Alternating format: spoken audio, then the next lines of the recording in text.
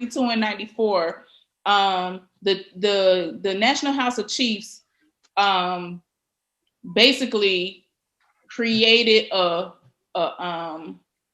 tribe for us. They gave us Fihankra was the given name. We received a stool and a skin.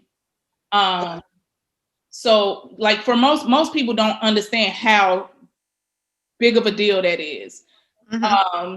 They had the whole National House of Chiefs had a huge ceremony at Jamestown by the lighthouse situation. Like it was huge. They did all of the sacrifice and they did a whole traditional bit. That was in 90. It was either 92 or 94. Okay.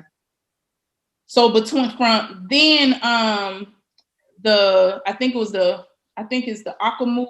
Akamufe chief in the eastern region. They decided that chief decided, we had a hand in people being sold off. So they wanted to basically give some reparations. Right. So, because there was a civil conflict between these two tribes. The tribe that won sold off the tribe that lost. So okay, for our reparations, we're going to start with these 30,000 acres of land. And basically they had these conditions on it. When you get land, there's conditions. Like when somebody giving it to you, you need to develop your lands. They needed to build a palace on the land. Yeah. We needed to designate a chief, designate a queen mother. We had to get a board. We had to do the constitution of the tribe, and all of those things were supposed to be done. When I started dealing with them in 2015, nothing had been done. Nothing of substantial. There was only 8 houses, 8 or 9 houses on the property. The palace hadn't been built. The constitution wasn't in place. There had been some fight between some folks from Detroit and Chicago or some shit, and some money had been sent, and the money they was telling people that they had to pay taxes on the land in Ghana, and it was just a whole big old mess. And some of the Black Americans had to come in and pretty much try to get it straightened out by having the stool and the skin removed, and then pretty much having to start the process over. That's like a big deal. Yeah, because you know what, they'll give you the stool, the skin, you pay whatever. Somebody from another side of the chief family will come and say they didn't authorize them to give that stool and that skin. But see, that's actually what was happening amongst the African Americans. Yes, and so you had one guy who was saying, "Hey," he was telling the Black Americans, "Hey, the Ghanaians made me chief over the place." Then he was telling the Ghanaians that the Americans made him chief.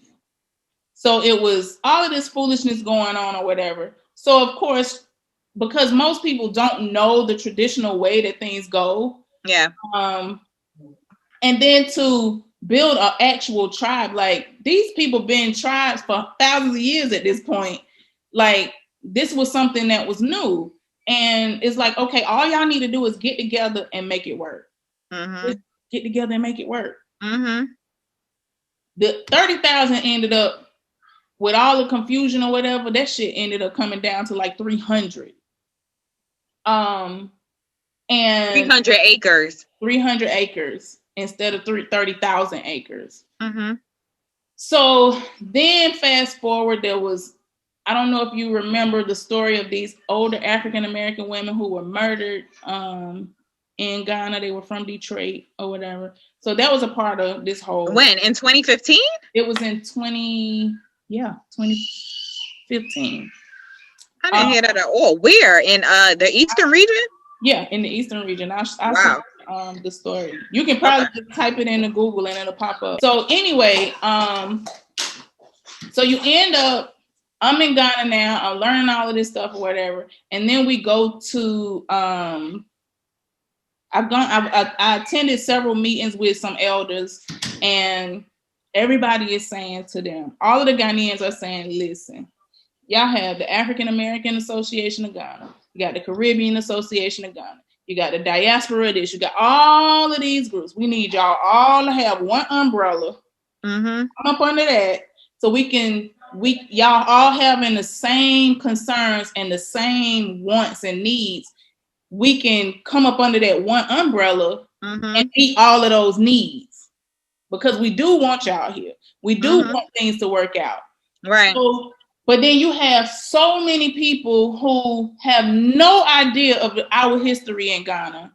They have no idea of what's been going on in Ghana and why, and how most of the reason why things for citizenship have not been fixed in Ghana for us, or are not more streamlined for us, is because you got people in Ghana, you got Black Americans who have been in Ghana for 20, 30 years, and they did not simply go through a citizenship process that was 5 years. If you would have took in them, you've been there 30 years or 20 years or 10 years. In 5 years, you could have been a citizen. Why wouldn't you take that?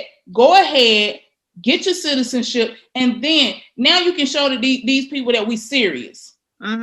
We're serious. We're willing to go through the process, but why can't we make the process of returning simpler for all of us? Not just descendants of slaves, but all of us who are coming back to America, to Ghana. Because what you do by making these distinctions between the ones who are descendants of slaves, the ones who just may have been born in America and their parents never wanted to come back, and now they want to come back. Right. Which you make it more complicated for the government to address. So why can't we just say all of the Africans of the That's what it originally was. That's what it originally was. And that's what they wanted it to be. But they that's what it was. That's what it was intended to be. But they wanted to separate it because, you know, these people with these egos, they want that extra attention. That extra attention. And I'm like, and my whole thing is, this is a developed country. People do not have time to be worried about sifting through your psychological issues. Right. Don't nobody have time for this. So why can't we just say, hey, if you are of African descendancy and you are deciding that you want to come back, this is the process that you have to go through. Yeah. Whether you come from South America, Europe, America, Australia, this is the process that you have to go through. It'll be different from the process that a regular foreigner would be coming into, but this is the process. But so that's what it is. That's what it originally was, because before I moved, I researched the whole dual citizenship because I was super excited. Like, okay, I'm gonna get my little dual citizenship. And the stipulations at that time, which this is 10 years ago, just said, if you are black, you're believed to be of African descent, you are entitled to it. You didn't even have to really show whatever. And then the secondary stipulation was, if like me, your parents are Ghanaian or whatever, you're even more, you know, entitled to, like, it's no question. But for Ghanaians who, like, because, you know, a lot of Ghanaians are born in Ghana and then they move to the US, so they end up denouncing what looks like their Ghanaian citizenship to obtain American citizenship at the time, because that's the denounce. At that time, you did. Oh, okay. I didn't know. I never knew that. Yeah, because that's what you would do. You would basically take that Ghanaian passport, turn it in. So, like, for my mom, that's what my mom had to do. She had to turn over her Ghanaian passport, get, you know, whatever, to get U.S. citizenship, and then you have to be sworn in.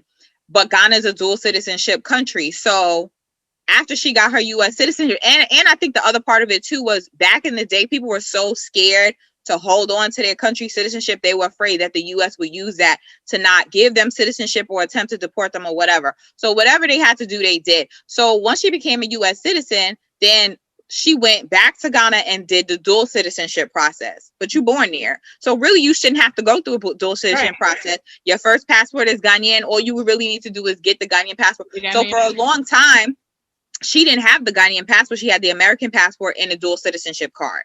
Wow. I never knew that Ghanaians had to denounce their citizenship at one point. And I mean, even like I was just going through some of my uncle's citizenship papers and I was looking through and something asked like if he was illegal. I'm like, no, he couldn't have been illegal because he been here, 30 something years, whatever. And I'm going through the classification and it's like, if you came before 1980 something and whatever, you were considered illegal, even though you were allowed to come into the country lawfully because they changed the laws and they changed stipulations. So they might have classified you as this, but you didn't come in like walk through the border. There's no border for you to walk through from Ghana to the US. You flew in on a plane and they let you in on a plane.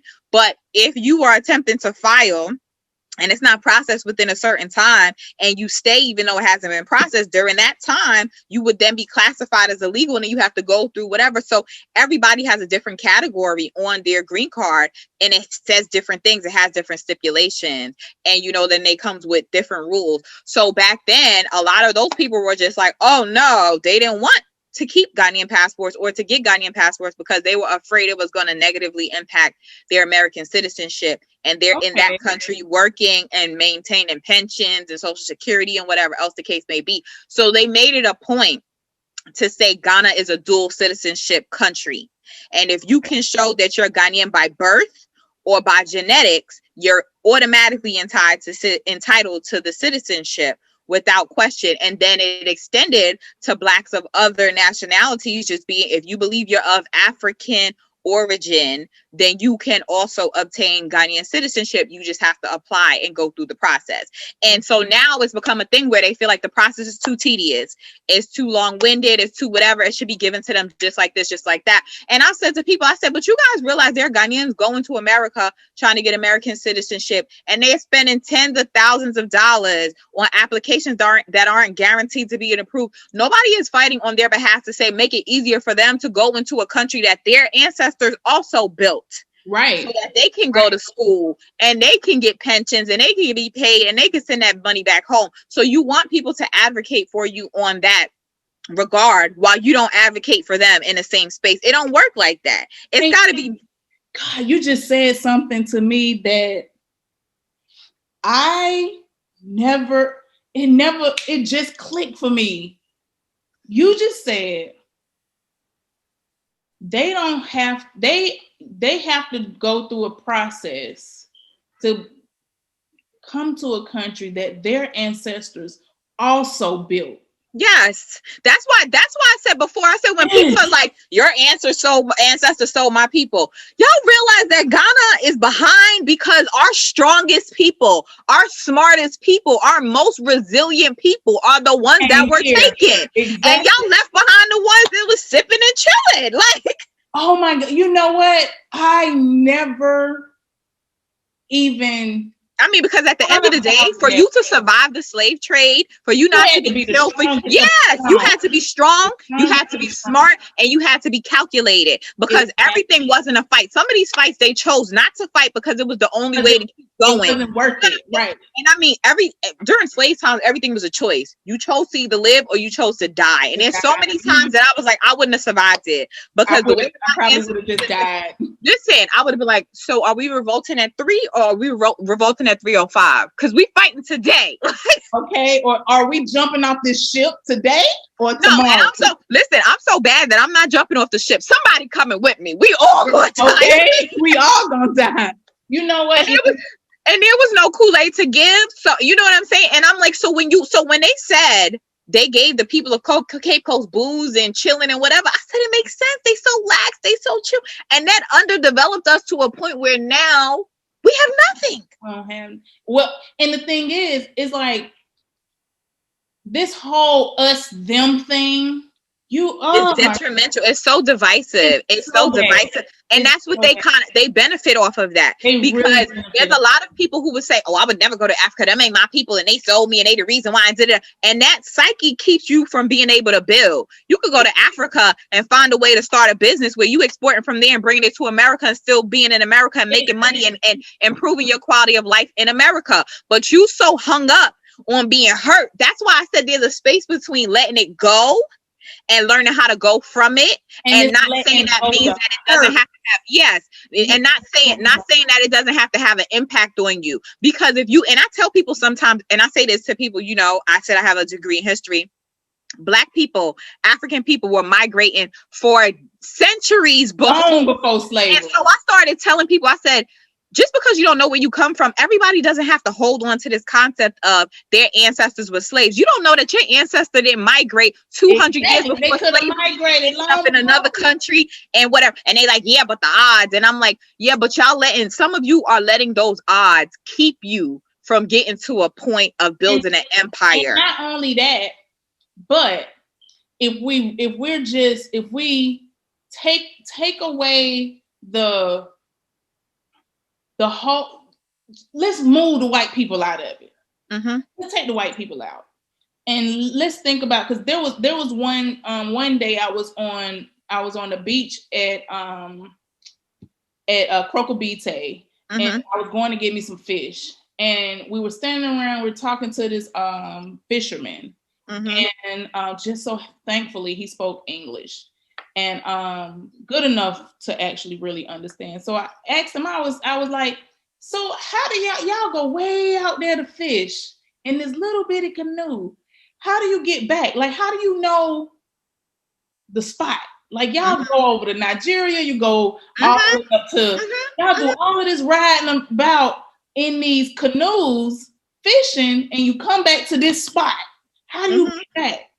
And he's like, it's hard to explain. It's kind of ancestral. Yep. He's like, 100%. We just kind of know. Mm-hmm. And I'm like, okay. I said, so just humor me a little bit. I've heard that there's a current that'll take you all the way into the Americas. And he's like, yeah, it is. He's like, the problem is now we have all of these international waters things and all of this where you can't move about like that. He's like, I could literally get on my canoe and ride the current. I don't even need a motor. Mm-hmm. I'm like, really? He's like, we were traveling long before.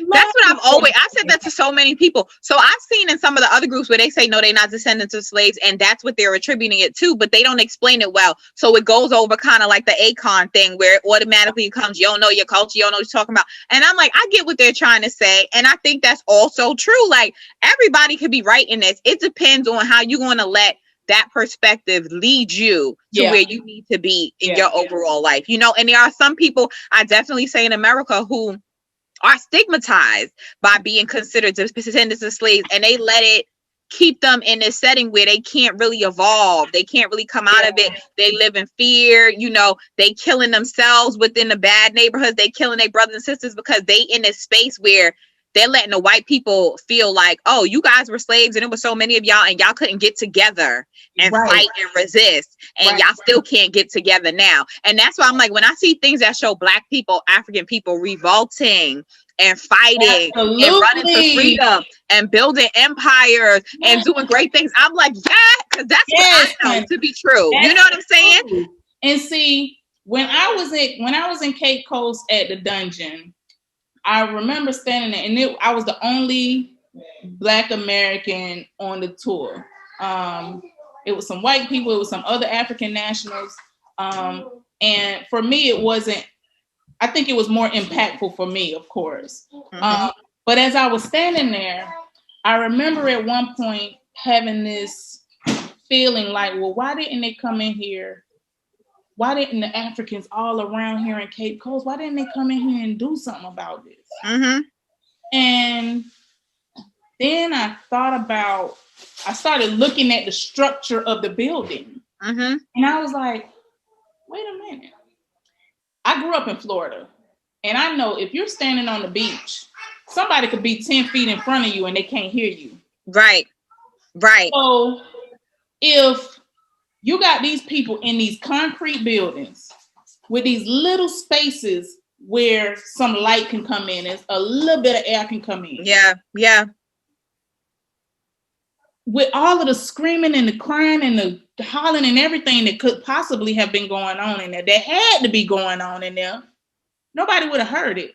And not even that. You also got to realize you looking at Cape Coast from when you see it. 500 years back, the next 500 years back, the next available building would have been all the way, you know what I'm saying, on the way to Tuck-Credit. Yes. Exactly. So it's not, that's why I say, as much as people say Africans are involved, it wasn't a universal informed knowledge of what's going on. Like, we know they taking them here and whatever. If it was, it would have been more of a fight. What they did know, they fought. What they could, they resisted. I mean, when you look at the different depictions, even the ones that they say are fictional or not accurate, you know, the story of Shaka Zulu and whatever, that fight was an inter-tribe fight where he saw you snatching people and he fighting you and you set him up and you whatever, because they not agreeing with this shit. We don't know where you taking them. Exactly. But whatever is going on here, we not accepting of it. And that's, I think for me, even though, like I said, there's differences amongst tribe and whatever else, that's something that I have always known to be true. Yeah. That the slave trade that it happened in Africa, even though there was some Africans involved, it was not a universally accepted thing. And there was a large effort to fight. But even from those who did know, there's a lot of people who don't know, just like there's a lot of people who still don't know. You take these jobs in Syria, they turning people into prostitutes. You go into Nigeria, they turning people into prostitutes. You working in these houses in these African countries and they beating them and mistreating them. There's a lot of people who still don't know that to be true. So they see these opportunities and they think this is a God-given gift, because you got to remember, Africans are very, very religious and they feel like God is going to come and save them. This is a God-given opportunity. And they got to take it, and it's leading them off, you know, into their death and whatever else. And it's really sad and unfortunate, but we only learn these things through communicating with one another from a place of love, genuinely trying to learn. We got to be speaking from love and love of each other and love of self. Because after my visit to Cape Coast, I did a blog post, and I remember I literally, when I got in the car, I cried and I cried and I cried and I cried and I cried, and oh my God, it was uncontrollable. I literally cried pretty much through the whole tour. I just cried the whole time. It was so, because I ain't gonna get into the spiritual part. I had a whole experience off in there. Yeah. But I thought about, wait a minute. If my people was able to go through this, they got through the dungeon part. They actually lived through that part. Mm-hmm. Then they got on the ship and actually lived all the way over there. Mm-hmm. Then they got there and lived through being fed slop and beat and raped and all. We still here. Them people have done everything. And that's the number one thing these white people hate. They have tried. They have tried, and they don't understand how we have not been broken to the point of not being able to continue to build. And that's why we face the things that we face. And see that when I realized that, wait a minute. So the ones who made it here were not only strong, they were the strongest of the strong, because they took strong. Yeah. But they were the strongest of the strong in mind, body, and spirit. Yep. Because you had to be spiritually completely in tune. Yep. You had to be, and then you think about them early years. After all of these years of being beaten, broken, and told to forget, they still managed to attempt to pass down things from where they came from, because they knew how important it was for their kids to know where they came from. Exactly. And so to still have that, and then to hear you, a Ghanaian say, but that's my people. Those were my people. Mm-hmm. and to hit that just. Yeah, I feel like that's the connection people miss. Like, we all lost out. Exactly. We all lost out. And it's not a competition who lost more. And I understand that people want to be held accountable, but you know, who you gonna hold accountable is different. You know, I'm not in a space, and I'm not Ashanti. I do know some Ashantis who are proud to say that they traded slaves, to say that their family came from kingdoms that traded slaves. I know people like and in the last year, this year of return, this one girl was like, oh no, yes. Do we have skulls of African people that died in this fight during them fighting with each other for them to be able to trade slaves? And we're talking about in the year 2019, where you know what kind of impact it has. You know how controversial it is. You know what kind of negativity that brings, but that's a position of power for them. Right. So I'm like, if y'all looking for apologies, you're going to have to head to that kingdom, because my people didn't benefit from that. My people are not walking around proud saying yes, because for them, it stood to their brute. It stood to their force. Ashantis were known to be warriors. They were known to be fighters. So they were proud to say that they fought and conquered their own people enough to submit them. And then look at the consequence of that. That's so deep. Yeah. Look at the consequence of that now. Look at where it is now. And within that power and strength, you've positioned yourself to where your country has not recovered to a point where they can thrive and live without the influence of white finance, aid, investment, and allowing those people in. So you standing proud in a country that's not fully efficient and not fully developed, because your people years ago made bad decisions that even today you can't look at and say was wrong. You know what I'm saying? And, you know, it's interesting, because I was just the other day, I was telling people, I said, you know, we have the equivalent to a coon or a sambo or whatever you want to call it. We have the equivalent in Africa. Yeah. This didn't just happen. 100%. 100%. So, because to me, anybody who could, even if, and I don't have that history, but I believe that even if it was my history, that's what my people did. I know a few Ghanaians who that's their family's history, and they're embarrassed, they're ashamed, they don't talk about it, they don't want to admit it. Like my friend who I was telling you, whose mother's family is Elway, and they got rich off of the slave trade. They don't even want to talk about it. They're like, you know, like, we don't talk about that.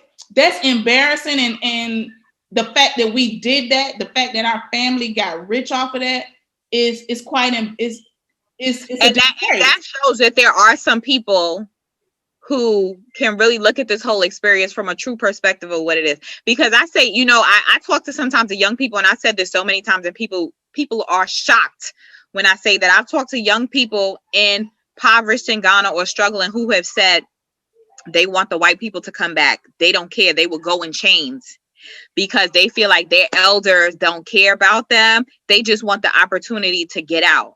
And so I say to people about, you know, who are parents are in politics and all of this, just within the community as a whole, I say Ghana is so much at a deficit because we have so many older people who won't take responsibility for what they did. Yeah. And there's a lot of change that comes in within that responsibility space. When you can look your child in the face and say, I chose wrong, we did wrong, we didn't do whatever, you free them from some of that pain, and you also give them the okay to do different than you. But some people are so proud in the decisions they make, and they try to force their kids to be little models of them, that they continue that generational betrayal as a badge of honor, when there's nothing honorable about it. Like, look at the world. Look how negatively Black people are impacted throughout the world because of the slave trade. Look how look how hurt we are. I mean, even if you're not talking about living in a first world country, within Ghana, within our Black country, the interactions between male and females are so impacted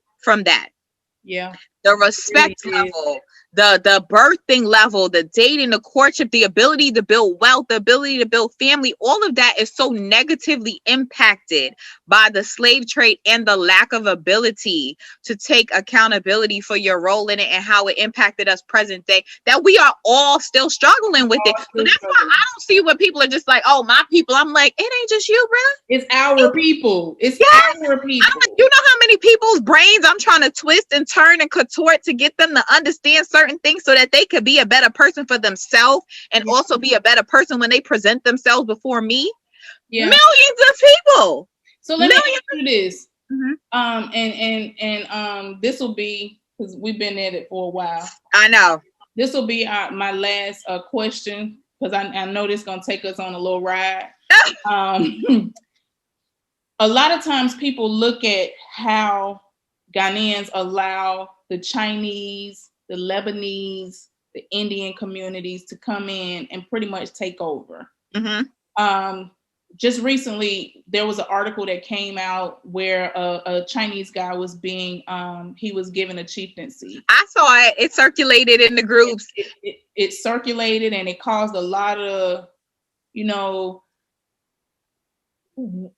what can you say to that? Like, my perspective is, like I said initially. Okay, before I say my initial perspective, one of the things I tell people that Ghanaians kind of tote about is the boarding school system. And this is one of the systems I feel for me has a negative impact on Ghana and Ghanaians, not because of the quality of education, but I feel like boarding school teaches Ghanaians how to be very good liars. Because there's a strict line to toe in boarding school. If you don't, you will be beaten. You will be starved. You will be this. You will be that. You will be whatever. And so you know how to get by. And so when you get out and you get into the society, and this Chinese man come with a contract that's dirty, but you know that you've orchestrated it so that you get $500,000 on this contract cash tomorrow that nobody can trace. You can stand there before millions of people who are suffering and not feel bad because you have learned from early to be an efficient liar and to think about self. Mm-hmm. Because you learn that as a kid, like the selfishness is what allows that. There are lots of people who understand Chinese have no good intentions for Ghana. They don't like Chinese. They don't respect them. They're not welcoming them in. They don't want them to come in. But the government is making these decisions to allow them in. And the government is not holding them accountable. So the only thing they can do is align themselves with that Chinese man and do a deal with him that allows you to get some backhand money off of it that gets you as an individual to have the life you want. You're not thinking about the bigger picture. And that bigger picture is what's leaving these 28 million people to be starved and impoverished and angry. But at the end of the day, those 28 million people don't really feel like they have a voice. They don't feel like anything that they say is going to have an impact. They don't feel like their votes. I mean, there's partisanship politics is a big problem in Ghana, but they don't feel like if we go to the government and demand documents, if we go to the president and demand his tax returns, we'll get it in 4 years. For America to get Donald Trump's tax returns in 3.5 years is a disgrace. But in Ghana, to have gotten the tax returns at all would be a miracle because we don't operate in a system that has that transparency, that accountability. No one is going to jail. Even when they get in court, they're not getting in trouble. So there's an encouragement to steal. It almost becomes a game of who could steal more, who could live better, who got the plane, who's sending their kid to the UK, to the Oxfords, to the Harvards in America on country money and whatever else. And so when a Chinese man is coming with a deal where the Chinese government, the Chinese government gets together and they give their citizens, they give them money to go to the US, to go to these countries, to buy property, to build factories, to make money and to send it back home. So when the Chinese government is sending this guy over and you think he's small and he's telling you he got $1 million and he's willing to give you 200,000 to slide this dirty contract in and whatever else, these people are so selfish and so greedy that they'll take it. Yeah. They're not thinking about nobody else. And but the reality is the majority of the population is not looking for the white man to come because they want to be white or they relate to them. They looking at them because they saying we've had this Black African leadership our entire lives and my life hasn't gotten better. Even with the small amounts of development, my life hasn't gotten better. Yeah, we got light for a little longer. The water might run a little more. Now we got internet. You know, some presidents do a little of this. They bring the taxes down. But in the general sense of things, the development in Ghana is not happening at the rate that it could. Right. So let me... Yeah. So with that being said, you have Chinese, Lebanese, Indian people who come to Ghana, and a lot of them are living, most of them. And they play the long game. Let me add that in. They play the long game. That's what I say all the time. They play the long game. They play the long game. They will find a Ghanaian woman, a Ghanaian man. They will intermarry children. They will have generations of kids, and they will still tell them kids that you are Chinese. When we good and ready. So it's not just me. Okay, you're literally pulling exactly what I've said to people out of my mouth. I have told people these people play the long game. I know Lebanese people in Ghana in the expat community who will tell you I'm not Lebanese. I'm Lebanese, but I'm Gold Coastian. I've been here. My family has been here since the Gold Coast times. No, they'll be like, oh, no. Me, I'm a Ghanaian. I went to Motown. I went to this, that, and the third. And then when you talk to them and you ask them about business, yeah, because back in Lebanon, we got this mansion, that mansion. You don't work in Lebanon. Your mother never worked in Lebanon. Your father never worked in Lebanon. So how did you get a mansion in Lebanon? You took the money from Ghana and you sent it back. And I think that's something that they need to be cutting. I don't care where you was born. Exactly. So with all of the, I know a lot of people feel like Ghanaians allow them to do a lot of things. They do, but I agree. Ghanaians allow them to do it, but the Ghanaians that are allowing it are the ones in government. It's not the Ghanaian citizens. Right. So the I knew this was gonna lead me on to something else. But so the whole thing about the chieftaincy. A lot of people, because I think he was made a development chief, which most foreigners are made development chiefs or development queen mothers. Can you explain to people, because I know a lot of the Ghanaians that I know, they laugh at that, because they always say it's just about the money. It's always about the money. Listen, I don't know the different titles that you can possess, because it varies from tribe, it varies from location, it varies from who gives it to you. They could give him this title, development chief, and he can spend on this money, and 5 years from now, somebody can come from the other side and say, actually, I'm the real chief, and I didn't give you the title, so it don't mean shit. And They could spend the money. And that's why a lot of people would laugh at it, because now it's become an issue where people say, the stool is purchasable. The stool is purchasable. And you know, sometimes I've been in groups where they comment, a Chinese person has done this, done that. I'd be like, listen, Ghana's for sale. Whoever has the money, come and buy. That's all they are telling you. Ghana is for sale. Bring money. Or y'all come and bring money. You know, they'll complain about Nigerians or whatever. They'll complain about this one, that. But they don't care. It's for sale. If you come with their money and buy it, they will give you simple. And the sad part is they're not even trying to transfer that money through the generation. They're not trying to get rich and make sure their grandkids is still rich. That's one of my biggest. They're not trying to get the money and make sure their grandkid is still rich. They're not trying to make sure the name carry on. They selfishly thinking of themselves. And the sad thing is, a lot of these people who have money, they don't even look wealthy. They don't look like they spending the money on nothing. All you're doing is eating. You're not traveling the world. You don't look high end. You don't live the best. This, that, what? Yeah, it's crazy. It's so small. But yeah, so a lot of those that you see those, and I'm just like, whatever. And I mean, I've even heard people saying like, oh, the repatronage is, you know, they just want the people's money and whatever. And sometimes it's like that too, but it's not from the government sense. It's from the smaller sense. Sometimes you have these chiefs saying, come, we'll give you land, but they want you to come and build factories. They want you to open jobs. They want you to put, if you don't do that, they will certainly take that money you paid and be like, your time is up. Yeah, they're going to take it back because you have you can't come and get a piece of land and sit on it for 20 years. Like, yeah. Do that. But that's why a lot of people don't like to go through those programs. They rather buy free and clear, own, do it in a time and not have the stipulations, because it comes with a lot. A lot of them are thinking, because they see Ghanaians go to America, work really hard, come back and build and have a lot of money. They thinking these Black people from other places are coming with tons of money and you want to build a whole city in a short period of time. And then when you don't do that, and then it's all this headache, it kind of becomes like, well, you didn't do anything with it, so we gave it to whoever. Right. And it becomes a problem. Right. So, what would you to end this? What Okay. would you recommend for those of us who want to, as far as moving back? What would be your overall recommendation and your overall like sentiment towards this? Okay, so my overall recommendation, even though I said don't watch videos, but take it with a grain of salt.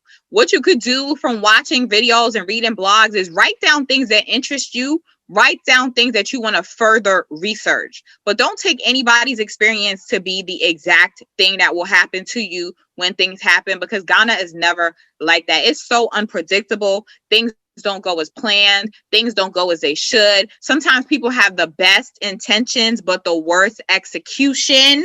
Yeah. And that's going to have the worst impact on you.